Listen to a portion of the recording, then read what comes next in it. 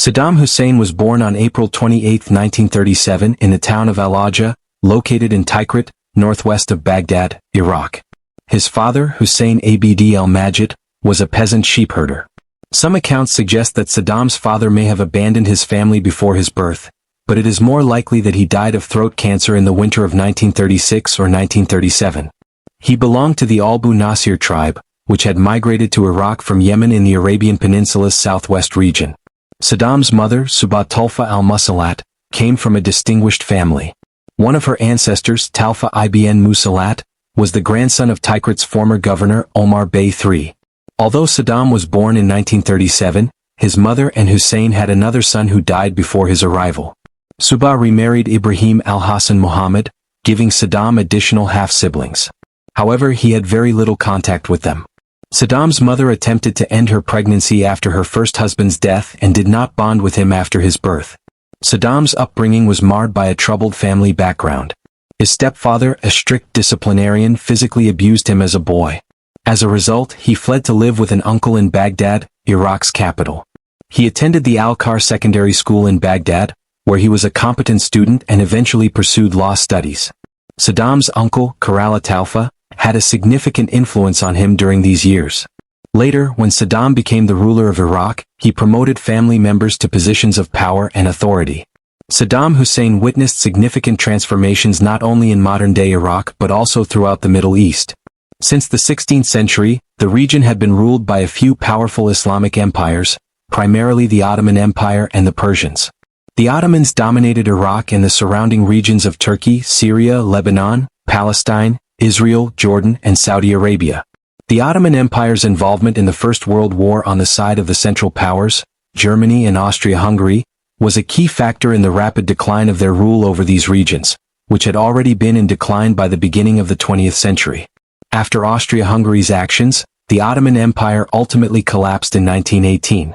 The victorious nations, Britain and France, partitioned the Middle East between themselves, administering the region through a series of mandates after the war. These mandates resulted in the creation of new nations that did not integrate the region's local identities. Instead, groups were forced together based on borders drawn by British and French policymakers. The Kingdom of Iraq gained nominal independence in 1932 under King Faisal I. However, in reality, Britain maintained substantial control, particularly over Iraq's vast oil resources, managed by the Iraqi Petroleum Company, which was primarily British-controlled. When World War II broke out, Saddam was only 2 years old, and this situation persisted at the time. During the conflict, various political factions within Iraq plotted with the Nazis to end British influence. They viewed the Iraqi monarchy as complicit with Britain due to their ongoing support for the British Empire. Understanding Saddam's rise to power and the political landscape of Iraq in the second half of the 20th century requires examining the birth of the Ba'ath Party, which originated in Syria in 1947. Its ideology of pan-Arabism and anti-imperialism spread rapidly across the Middle East, especially to Iraq, where a branch was established in 1951. Saddam's uncle Karala was an early member. From the outset, the party was closely associated with the Sunni branch of Islam, though Ba'athism was not a religious or theological movement. It instead advocated for socialism and unity in the Arab world, challenging the dominance of religion in politics. Ba'athism espoused the idea that Muslim states in the Middle East should rid themselves of the remnants of imperialism and collaborate to restore the Arab people's prominence, similar to the heights they had enjoyed during the peak of the Muslim empires. The Ba'ath Party's opposition to the governments in countries like Iraq and Syria set it on a collision course with the Iraqi monarchy, which was seen as a puppet of imperialist powers. Saddam joined the Iraqi Ba'ath Party in 1957 at the age of 20. At the time, the party had only a few hundred members in Baghdad and other major cities. However, Iraq was on the verge of significant political change. In the mid-1950s, Iraq experienced political unrest due to the incompetence of King Faisal II and his ministers. Iraqis looked to Egypt for inspiration, where military officers had overthrown King Farouk and ended British influence. Despite this, British influence remained in Iraq, particularly around the Suez Canal. The July 14th revolution in 1958 in Iraq mirrored Egypt's 1952 revolution. Military officers Abdul Salam Arif and Abd al-Karim Qasim conducted a coup, overthrowing King Faisal II's government. After the assassination of the monarch and his family, a new Iraqi republic was established. The Ba'ath Party, despite its small size, had enough influence to form a government led by army officers in 1958. Saddam, then a 21-year-old unknown, began to rise in prominence within Iraq's political landscape. However, the new government was unstable, with various factions competing for power, some of which were fiercely opposed to one another. The Iraqi Communist Party opposed the Ba'ath Party, and Qasim, who led the 1958 revolution, refused to join the United Arab Republic, a political union established by Egypt with Syria. The Ba'athists, angered by Qasim's refusal, plotted to assassinate him. Saddam was selected as one of the assassins. On October 7, 1959, Qasim was shot twice while driving through Al-Rashid Street in Baghdad. Although wounded in the arm and shoulder, he survived the attack. Saddam's role in the assassination attempt may have contributed to its failure, as he was injured in the leg during the incident and fled the scene. After the failed assassination, the conspirators fled to Syria, where Saddam joined the Syrian branch of the Ba'ath Party. Back in Iraq, several people were arrested for their involvement in the failed attempt, and show trials were held. Saddam then traveled to Egypt to study law at the University of Cairo, though he never completed his degree. In 1963, Saddam witnessed two major coups in the region. In March, the Ba'ath Party-led military took control in Syria. Later that year, the Ramadan Revolution in Iraq ousted Qasim's government. However, just 9 months later, Abdul Salam Arif, a leader of the 1958 coup, took power in Iraq, pushing the Ba'athists out of the government. Saddam returned to Iraq in November 1963 after a brief stay in Egypt. Following the coup and the Ba'athist purge, Saddam remained active in Iraq, collaborating with other Ba'athist members. In 1964, he was arrested for his involvement with the illegal political party and was sentenced to several years in prison. Saddam served only 2 years before escaping in 1966, rising within the Ba'athist movement. By this time, Saddam had married his first cousin, Sajida Talfa, in 1963. The marriage was arranged by his uncle. They had several children: Uday, 1964, Qusay, 1966, Raghad, 1968, Rana, 1969, and Hala, 1972. He later married Samira Shabandar in 1986, with unconfirmed reports suggesting he had more wives and children from other relationships. Saddam's rise to power began in earnest in 1968 with the 17th of July Revolution, when the Ba'athists fully took control of Iraq. This period saw Iraq transform into one of the wealthiest nations in the Middle East, largely due to its oil revenues. Saddam aggressively nationalized the oil industry in the early 1970s, capitalizing on the 1973 energy crisis when oil prices soared. This move greatly boosted Iraq's economy and allowed Saddam to modernize the country's infrastructure and implement ambitious social policies. By the late 1970s, Saddam had consolidated significant power within the Ba'athist administration, and in 1979 he forced his cousin, President Ahmed Hassan al-Bakr, to resign. Saddam became Iraq's new leader and would hold power for the next 24 years. Saddam Hussein's tenure in Iraq began with the purge of the Ba'ath Party and his seizing of power in the summer of 1979. Hussein, who was a successful politician in the 1970s, became a megalomaniacal authoritarian tyrant after taking power. In the early 1980s, Saddam unleashed a reign of terror through paramilitary organizations like the Iraqi Popular Army and secret police bodies such as the Mukhabarat and Iraqi Intelligence Service. This included widespread surveillance of society for political dissidents, active persecution of groups like the Kurds and radical Shia Muslims, and the illegal arrest, detention, and torture of tens of thousands of Iraqis. In the 1980s, the Mukhabarat even executed Iraqi political exiles in countries like Sweden and Sudan. Saddam oversaw all of this, solidifying his place in history as a tyrant. In the 1980s, a leadership cult emerged alongside rising authoritarianism. Saddam claimed to be a descendant of the legendary Babylonian king Nebuchadnezzar, even having archaeological sites in Iraq imprinted with his name over thousands of years. His image became ubiquitous in Iraqi society, with sculptures, banknotes, and murals adorning buildings in Baghdad and other major cities. Hussein allegedly received nearly 100% of the vote in two staged national elections, the first in 1995 and the second in 2002. This was a common practice among dictators of the time. Throughout the 20th century, dictators used displays of dictatorial power to persuade the populace that they were the only legitimate leaders of their countries, despite their perceived ineffectiveness. From 1979 onwards, Saddam maintained his grip on power in Iraq, despite the country's deteriorating economy due to falling oil income and a long-running war with Iran. Conflict with Iran, Iraq's eastern neighbor, dominated the first half of Saddam's reign. In 1979, the Iranian Revolution overthrew the Western-backed Shah of Iran and installed Ruhollah Khomeini and his Islamist followers, establishing a theocratic, Shia-dominated state. The majority of Iraq's Muslims were Shia, while Saddam and the Ba'ath Party were Sunni Muslims. These two denominations had originated over 1,000 years ago following a struggle over who should lead the Arab Muslim Caliphate. After the Iranian Revolution, the Ba'athists in Iraq were concerned that Khomeini and his followers would undermine the country by appealing to the Shia majority and spreading Islamist ideology, despite their desire for a secular regime. Saddam's confidence in Western aid from countries like the U.S. led to the escalation of hostilities following the Iranian Revolution. As a result, in September 1980, he initiated hostilities. The Iran-Iraq War lasted 8 years and became one of the bloodiest conflicts in the contemporary Middle East. The war was primarily a border conflict, with Iraq invading western Iran in late 1980. The attack failed in 1981, prompting an Iranian counteroffensive. Saddam declared a ceasefire and peace talks in 1982, recognizing that the conflict had become a war of attrition rather than the anticipated swift victory. In the mid-1980s, Iran's military buildup and tactical advances gave them the upper hand. Instead of seeking peace terms, the Iranian leadership extended the conflict to Iraqi soil, nearly capturing the Basra region.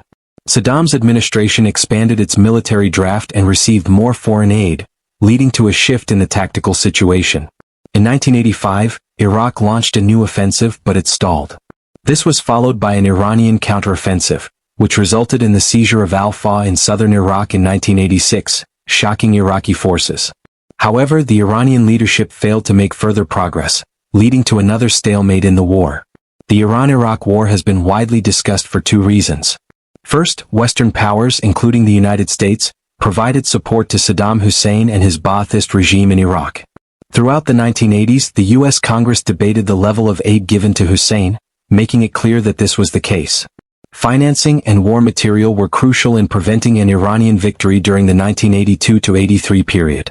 However, it is important to note that the U.S. did not view Saddam and Iraq as allies in the 1980s. They saw Iran as the greater threat and were willing to support Iraq to prevent Iranian annexation. Iraq's use of chemical weapons such as mustard gas and sarin during the war has gained notoriety, especially when faced with Iranian advances. However, Iran's use of juvenile soldiers during the conflict resulted in the deaths of thousands of teenagers on the battlefield. Eventually the war ended. Despite having the upper hand in the struggle, Iran's army was decimated due to war fatigue and a lack of resources. It also appeared unlikely that a decisive blow could be dealt against Iraq. Saddam warned Tehran in 1988 that if they did not engage in talks, he would launch a fresh bombing campaign and use chemical weapons. Tehran recognized that the Western powers' unwillingness to moderate Saddam's behavior necessitated discussions. The U.S.'s downing of an Iranian civilian airliner in July 1988 raised concerns among the Ayatollah and others in Iran about potential direct U.S. involvement. The war ended in August 1988 after peace accords were agreed upon. The conflict lasted over 8 years, claimed approximately 1 million lives, and yielded no positive outcomes for either side. Both sides claimed victory, but the war ended in a deadlock. The end of the Iran-Iraq War did not bring long-term peace to Iraq. Saddam used the war's conclusion as an excuse to commit genocide against the Kurdish minority in northern Iraq. The Kurdish people are one of the most persecuted groups in modern history. They control a large area in the northern Middle East, including northern Iraq, southern Turkey, and neighboring territories. Despite efforts after World War I, they have never had their own country in the modern age. Their aspiration for self-determination has led to persecution by governments in Iraq and Turkey. During the Iran-Iraq War, Kurdish political organizations supported Iran and waged an insurgency against the Iraqi government. In 1988, when the war with Iran ended, Saddam directed Iraqi troops to conduct a counterinsurgency against the Kurds in northern Iraq. The Al-Anfal campaign, often called the Spoils of War, lasted from February to October 1988. Between 50,000 and 100,000 Kurds were killed, and tens of thousands were forced to flee their homes.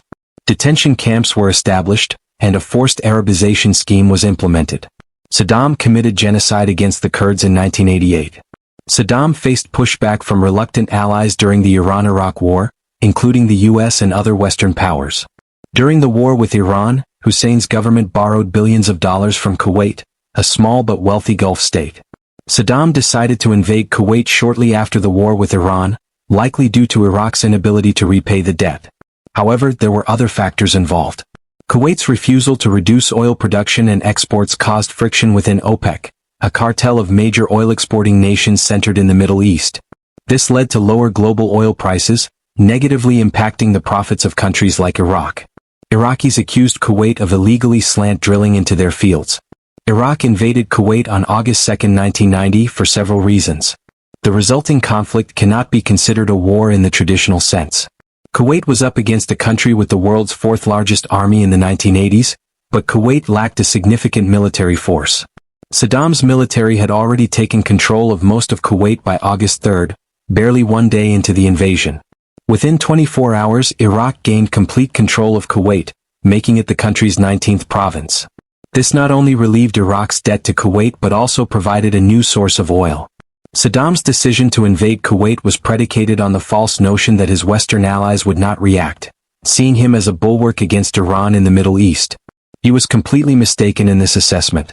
After the collapse of the Soviet Union and the end of the Cold War, the US and its allies quickly imposed economic and diplomatic sanctions on Iraq. A naval blockade of the Persian Gulf hampered Iraq's ability to export oil, which Saddam relied on to power the country and finance its military. British Prime Minister Margaret Thatcher heightened diplomatic tensions by convincing US President George Bush to take a firm stance against Saddam.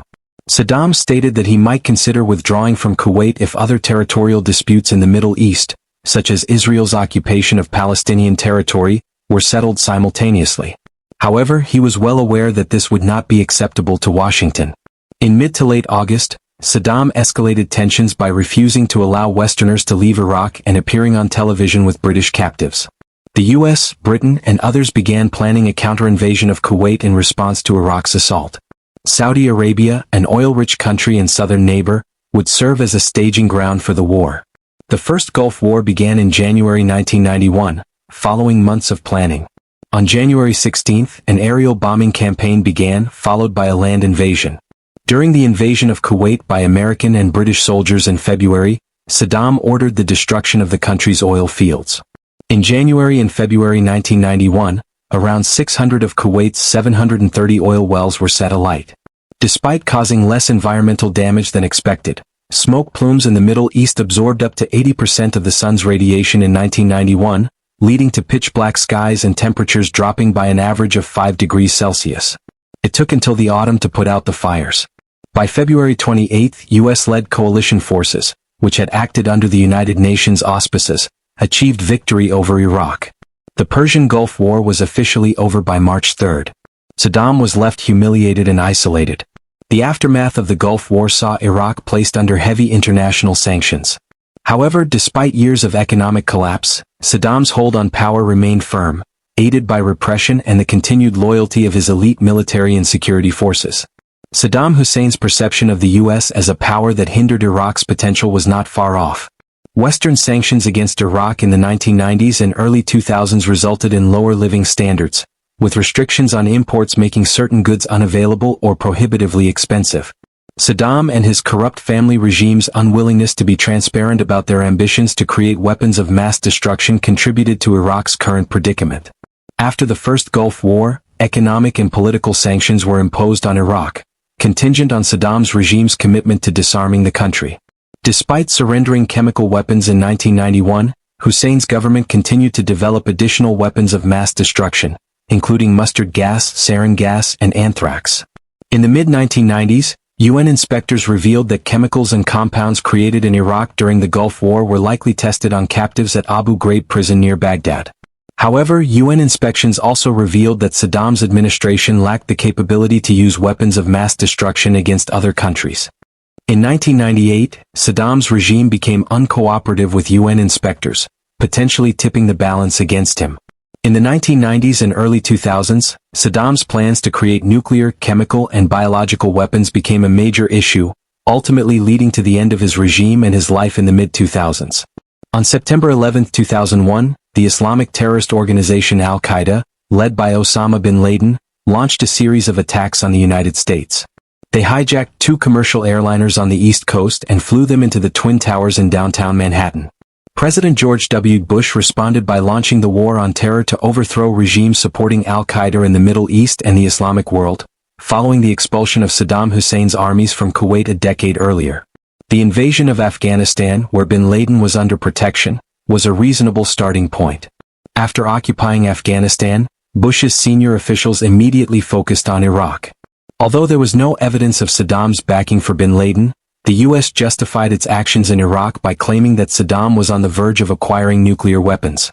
Despite insufficient evidence, the Bush administration, backed by Prime Minister Tony Blair in Britain, proceeded with the planned invasion of Iraq in spring 2003. Saddam's reign as the country's leader was coming to an end after a quarter of a century. The U.S. invasion of Iraq, often referred to as the Second Gulf War, was initially a successful military effort against the Hussein regime. The conventional battle lasted only a few weeks in spring 2003. A joint U.S.-British force invaded Iraq from the south, with small contingents of Allied troops from various U.S. allies.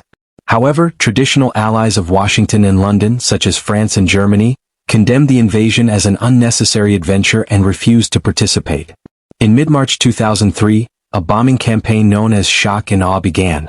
Coalition forces, including Peshmerga Kurds and other disaffected groups in Iraq, moved into southern Iraq. The events over the following 3 weeks were far from warlike. The Iraqi armed forces, despite being strong and numerous, fell when confronted with the world's leading military power. Following the initial incursion, U.S. and coalition troops soon seized and occupied Baghdad on April 9. Saddam and his family, as well as the Iraqi government, had evacuated Baghdad. In mid-April, the U.S. and their allies captured Saddam's hometown, Tikrit, after final defenses were put in place. On May 1, 6 weeks after the war began, President George W. Bush visited Iraq and declared victory. Although the Baathists were ousted in April 2003, the U.S. and British military occupation of Iraq caused political and religious unrest, resulting in no lasting peace. As international forces approached Baghdad, Saddam Hussein, his family, and other Baathist government leaders fled to hide. The U.S. Army issued decks of playing cards to Marines in Iraq, featuring photographs of the 52 most wanted Iraqis. In this deck, Saddam was the ace of spades, while his sons Uday and Qusay were the aces of clubs and hearts. The latter two would soon be apprehended. On April 9, 2003, American soldiers captured Uday and Qusay, who had attempted to cross the border into Syria, and executed them in a military standoff in Mosul. Saddam was likely already in Tikrit at the time, where he evaded a massive manhunt for over a year. Hussein was finally caught during Operation Red Dawn on December 13, 2003, when an acquaintance revealed his location. The former dictator's final hiding place was a pitiful hole in the dirt, discovered by American troops. Before Saddam's capture, the U.S. occupation government established the Iraqi Special Tribunal to prosecute key members of the Iraqi regime and military for crimes against humanity and the attempted genocide of Kurds. Hussein would now stand trial before this tribunal. While awaiting trial, he was incarcerated at Camp Cropper in Baghdad alongside several other senior Baathists. After more than a year and a half, Saddam's trial began on October 19, 2005. After a lengthy wait, Saddam refused to recognize the validity of the court, viewing it as a kangaroo court operated by foreign invaders in Iraq. He refused to cooperate with the trial for several months, citing torture and the death of one of his lawyers as reasons. In 2006, Saddam went on a hunger strike but was unsuccessful in his demands. On November 6, 2006, Saddam was found guilty of crimes against humanity and other transgressions during his period as Iraq's dictator, despite his refusal to cooperate with the trial. He was sentenced to death by hanging. Saddam's legal team filed an appeal after he was found guilty and condemned to death, but it was denied within a few weeks. An order was issued for his execution within 30 days. According to those who guarded the former dictator, his final days were extraordinarily strange. The incident involved 12 personnel from the 551st Military Police Company. Saddam spent his final days eating muffins and listening to Mary J. Blige CDs, occasionally telling his captors anecdotes about his time as Iraq's dictator. He had a modest garden plot and weeded it regularly. Some of his previous dictatorial qualities remained. When he ordered an omelet for breakfast, he insisted on returning it if the outside was damaged during removal from the pan. Additionally, he spent a lot of time on his exercise bike, which he affectionately referred to as his pony. It was an unusual ending to his life. On December 30, 2006, Saddam was executed at Camp Justice in Baghdad, prompting celebrations among some Iraqis. The dictator's final supper consisted of chicken and rice with hot water and honey. His desire to be executed by a firing squad was denied. His remains were returned to his native region and interred in a family plot in Tikrit. The U.S. administration hoped that executing Saddam and removing the Ba'athist system would transform Iraq into a fully functioning democracy, but this did not happen. Even during Saddam's detention and trial, Iraq descended into anarchy. In June 2004, a caretaker government was established, and the country's first parliamentary elections were held in January 2005. However, civil war broke out as religious radicals, including Muqtada al-Sadr, established their own militias throughout the country, including Baghdad. Due to frequent attacks on U.S. military personnel, the administration established a green zone in Baghdad, a heavily fortified enclave that provided U.S. soldiers with complete safety from attack. After Saddam's death in 2006, U.S. Army soldiers reported losing control of several areas of Iraq. Although a troop surge in the following year improved the American position, Iraq did not undergo the transformation envisioned in 2003. After the U.S. withdrew in 2011, Iraq became a source of instability and insurgency. The Islamic State took control of the north in the mid-2010s, and political unrest continued into the early 2020s. Despite Saddam's extended absence, the political turmoil he and the Ba'athists created still exists. Saddam Hussein was certainly one of the 20th century's most terrible tyrants. In the 1960s and 1970s, he benefited from the Ba'athist movement, which had a pan-Arab and socialist ideology, notwithstanding its shortcomings. In contrast, Saddam's ideology was solely focused on achieving power. In the 1970s, he monopolized power and became Iraq's de facto ruler. During his term, he caused significant harm to both Iraqi and neighboring populations. During the post-Second World War period, he commanded a bloody struggle in Iraq and Iran that lasted until the 1980s, resulting in hundreds of thousands of deaths and widespread use of chemical weapons. He then committed genocide against Iraq's Kurds before invading Kuwait. In the 1990s, Iraq faced a slew of international sanctions, significantly reducing the standard of living for its citizens. During his last 10 years, his sons and other regime members exhibited cruel behavior, indicating an increase in authoritarianism. Although some scholars question the Bush administration's motives for invading Iraq and claiming control of the country's oil reserves, there is no doubt that the invasion successfully ended a brutal regime. What do you think about Saddam Hussein? Was he indeed one of the 20th century's most cruel tyrants like Mao Zedong, Joseph Stalin, and Adolf Hitler? Please let us know in the comments, and thank you so much for watching.